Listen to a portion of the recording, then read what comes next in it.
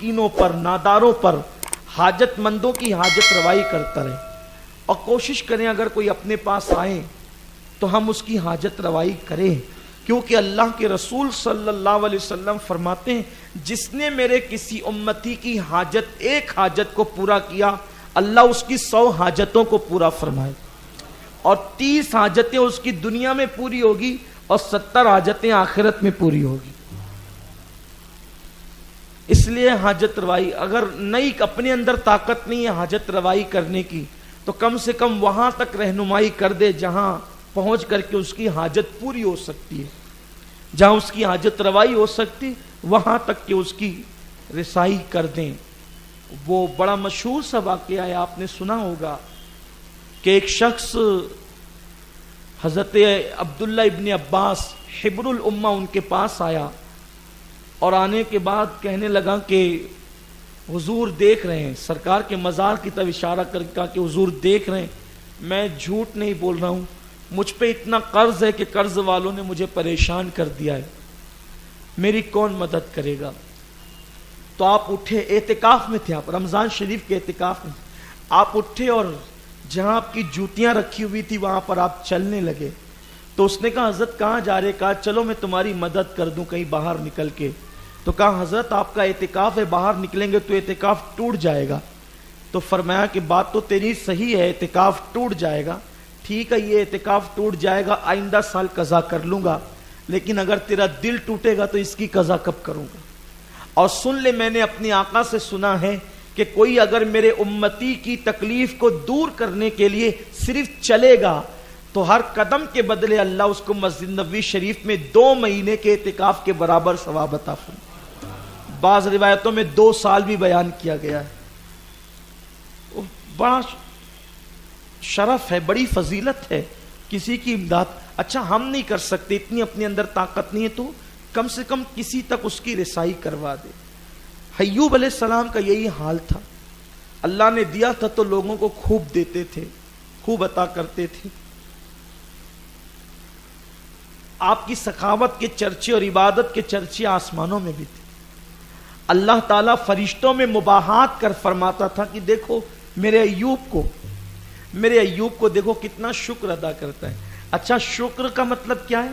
صرف زبان سے الحمدللہ کہنا اس کا نام شکر نہیں ہے.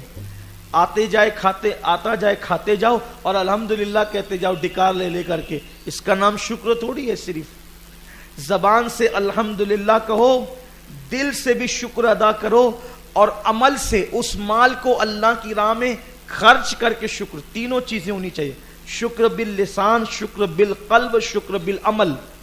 جب تینوں ملتا ہے تب جا کر کے انسان شاکر کہلاتا ہے, شکر والا کہلاتا ہے. تو آپ کے شکر کے چرچے آسمانوں میں تھے.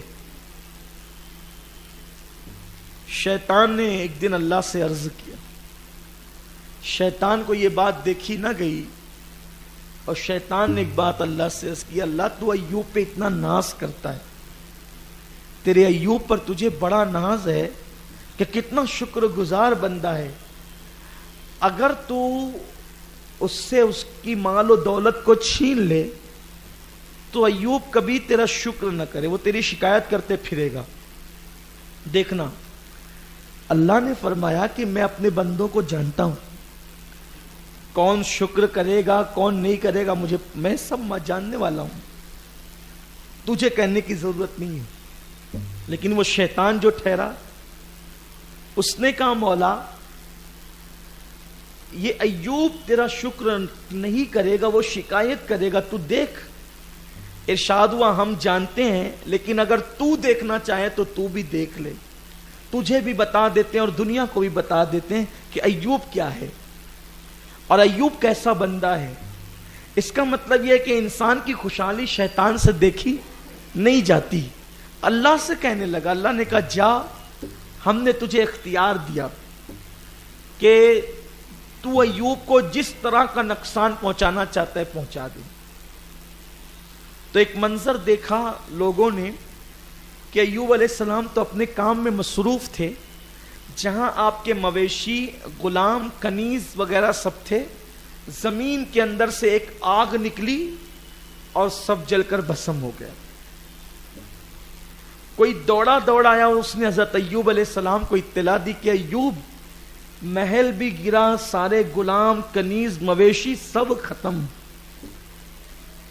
پلک کے جھپکتے پورا قصہ تمام۔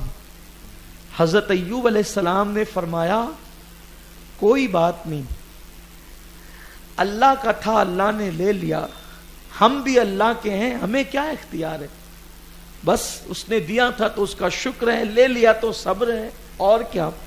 ابھی یہی بات ہو رہی تھی کہ کسی نے کہا ایوب زلزلہ آیا اور اس زلزلے میں آپ کے بچے دھنس گئے۔ اچھا مویشی چلے جائیں، مال چلا جائے تو اتنی تکلیف نہیں ہوتی، لیکن بچوں کی موت کسے کہتے ہیں؟ اور ایک ساتھ ساتوں بیٹیوں کا مر جانا، ساتوں بیٹوں کا مر جانا، یعنی بالکل ایک یوں کہہ دیں کہ پلک کے جھپکتے اچانک ادھر مال مویشی مکان وکان سب ختم، اور یہ کہتے ہیں کہ اس نے دیا تھا لے لیا، تو بھی کیا کریں اب سوائے صبر کے اور کیا کرنا ہے۔ اور ابھی یہی داستان ہی سن رہے تھے کہ فوراً دوسری روح فرسا داستان یہ کہ آپ کے سارے بچے مر گئے، زلزلے میں ختم ہو گئے۔ اب سوچو ایک باپ کے دل پہ کیا گزری ہوگی اس وقت، اس لیے کہ بچوں کا مر جانا، وہ بھی دب کر، ہڈیاں پسلیاں ٹوٹ جانا، جسم کو کا ہلاک ہو جانا، لیکن وار بندہ اور ناز بندگی اور شان بندگی سیدنا ایوب علیہ السلام کہنے لگے ٹھیک ہے، اگر اللہ کی خوشی اسی میں ہے تو بندہ اسی میں راضی ہے، میری اولاد بھی تو اللہ ہی کی دی ہوئی ہے، اسی نے تو دیا، سب کچھ اسی کا ہے، سب کچھ اسی کی عطا ہے، اور اس پر بھی آپ چپ رہے۔ قدرت نے کہا دیکھا تو کہتا تھا ایوب شکایت کریں گا، زبان پہ شکوہ تک نہیں ہے۔ اس نے کہا مولا مال لیا، اولاد لیا، ابھی اس کا جسم سلامت ہے، ابھی جسم اس کا سلامت ہے، اس لیے وہ کچھ نہیں کہتا۔ ارشاد ہوا ٹھیک ہے، جسم کو بھی اذیت پہنچا لے۔ تو اس نے ایک پھونک ماری تو اندر سے اتنی گرمی حضرت ایوب علیہ السلام کو محسوس ہوئی کہ پورے جسم میں گرمی کا ایک دورہ پڑ گیا، اور اس گرمی کی شدت کی وجہ سے جسم میں چھالے پڑ گئے، اور وہ چھالوں کی گرمی سے بھی قرار نہیں آیا تھا کہ کچھ دنوں کے بعد وہ چھالے پھوٹنے لگے، اور چھالے پھوٹنے کے بعد پورا جسم گلنے لگا، اور جب جسم گلنے لگا تو دھیرے دھیرے پھر اللہ کی آزمائش کے اس جسم میں کیڑے پڑنے لگے۔ اہل سنت و جماعت کا ہمارا یہ عقیدہ ہے کہ اللہ اپنے کسی نبی کو ایسی بیماری نہیں دیتا جس سے لوگ نفرت کریں، لیکن چونکہ یہ کوئی بیماری طبعی بیماری نہ تھی، یہ آزمائش تھی، اسی لیے تفسیر کبیر میں امام رازی نے، امام بیضاوی نے تفسیر بیضاوی شریف میں، اسی طریقے سے امام بغوی نے، اسی طریقے سے تفسیر مظہری میں، اسی طریقے سے علامہ شرف الدین یحییٰ منیری نے مکتوبات صدی دو صدی میں اس کا تذکرہ کیا ہے کہ حضرت ایوب علیہ السلام کے جسم میں کیڑے پڑ گئے۔ کیڑوں کا ذکر اتنے بزرگوں نے کیا ہے، ابن عساکر نے بھی لکھا ہے۔ تو میں صرف اس بات کو نقل کر رہا ہوں تاکہ آپ بس سمجھ لیں کہ آپ کی تکلیف کیا تھی، ورنہ ہمارا عقیدہ تو وہی ہے کہ انبیاء کرام کو طبعی بیماری کوئی ایسی نہیں دی جاتی ہے کہ جس سے لوگ نفرت کریں۔ جسم میں کیڑے پڑ گئے، اور وہ کیڑے آپ کا جسم کھاتے رہتے۔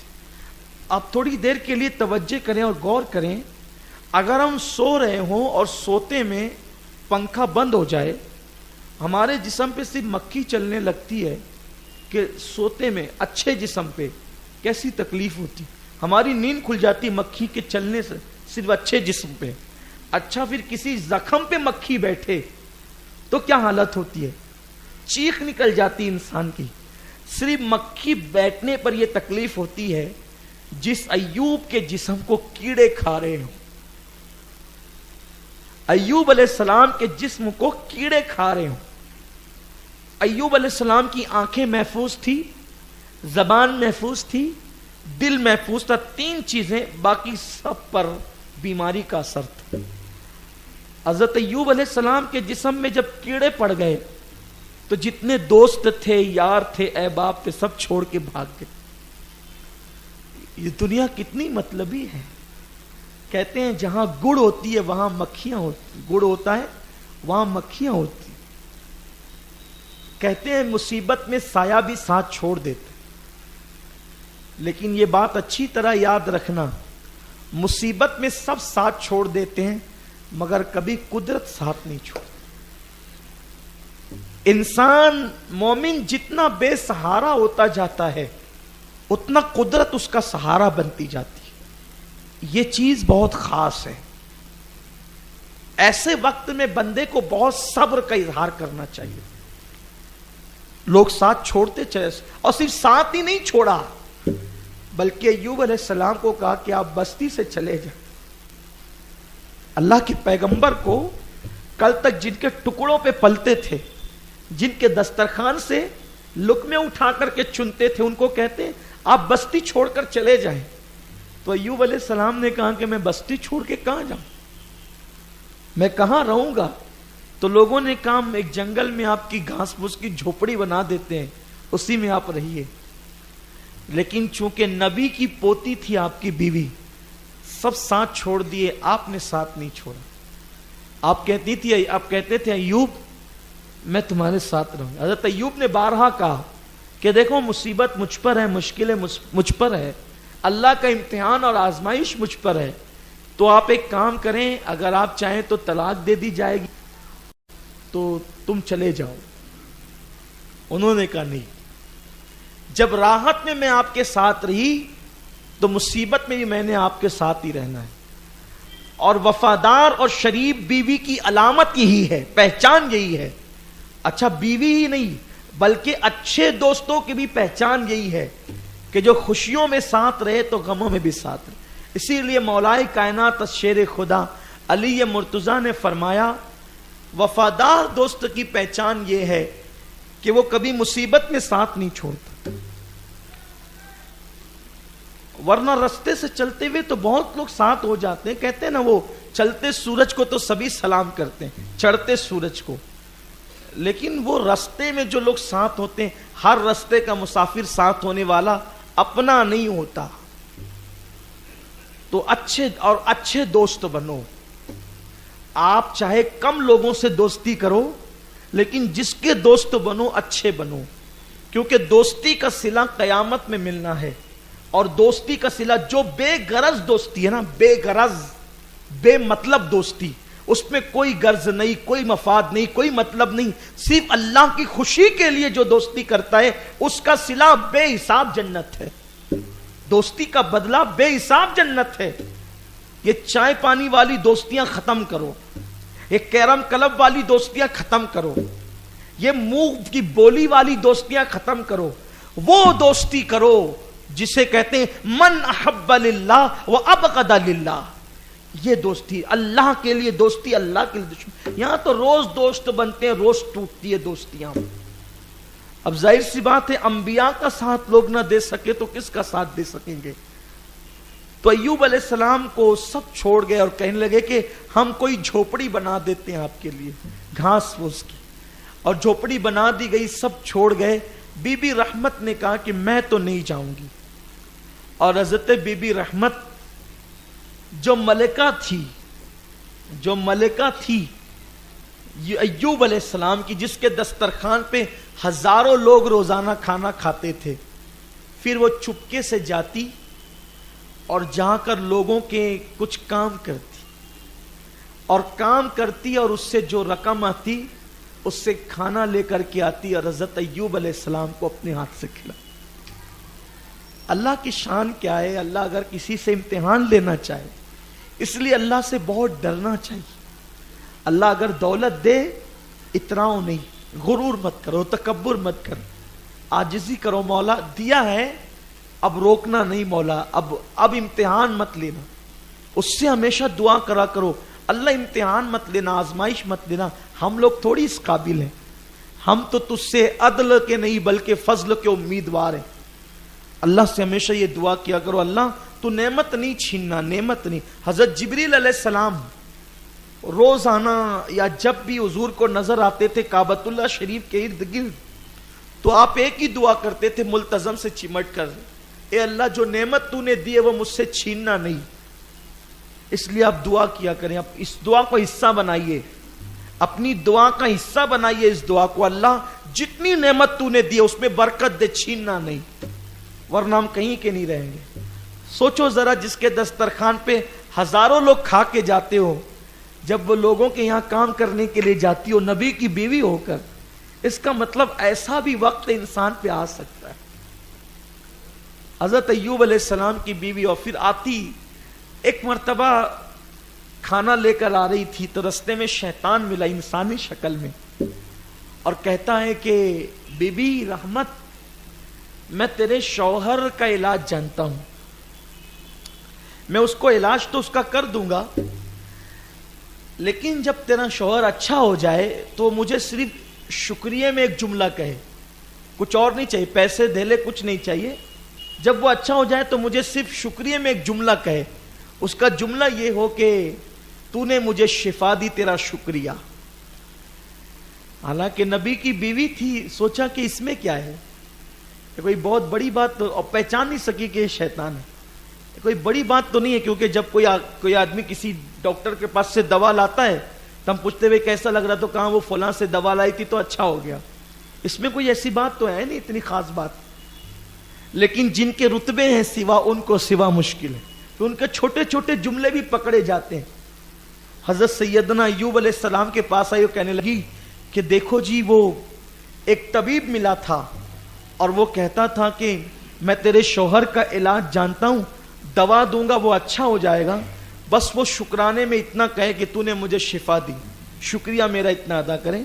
آپ غصے میں آ گئے، فرمایا تو شیطان کا پیغام میرے پاس لے کر آئی ہے، وہ شیطان تھا، اور تیری اتنی جرأت کہ تو شیطان کا، کہا حضرت میں نے نہیں پہچانا اس کو، کہا وہ شیطان میرا اجر ضائع کرنا چاہتا ہے، میرے صبر پر وہ سوالیہ نشان لگانا چاہتا ہے، میری آزمائش میں جو صبر کر رہا ہوں وہ اس کو ختم کرنا چاہتا ہے۔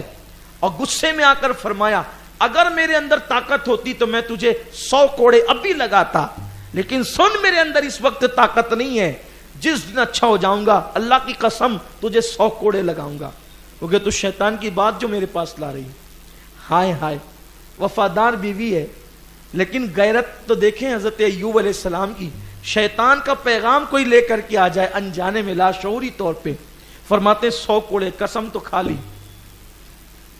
بہرحال حضرت ایوب علیہ السلام کی زندگی اسی طرح گزرتی رہی، اور ابن عساکر لکھتے ہیں، امام رازی نے بھی لکھا ہے کہ جب کیڑے زمین پہ گرنے لگے، وہ کھاتے کھاتے جسم زمین پہ گرنے لگے، تو ایوب علیہ السلام ان کیڑوں کو اٹھا کر کے اپنے جسم پہ واپس رکھ لیتے، اور ان کیڑوں سے مخاطب ہو کر کے کہتے، اے کیڑوں، ابھی تو تمہاری غذا میرے جسم میں باقی ہے، ابھی تمہاری غذا میرے جسم میں باقی ہے، تم ناراض ہو کر کہاں جا رہے ہو، رکو، کھاؤ، جب تک کھا سکتے ہو کھاؤ۔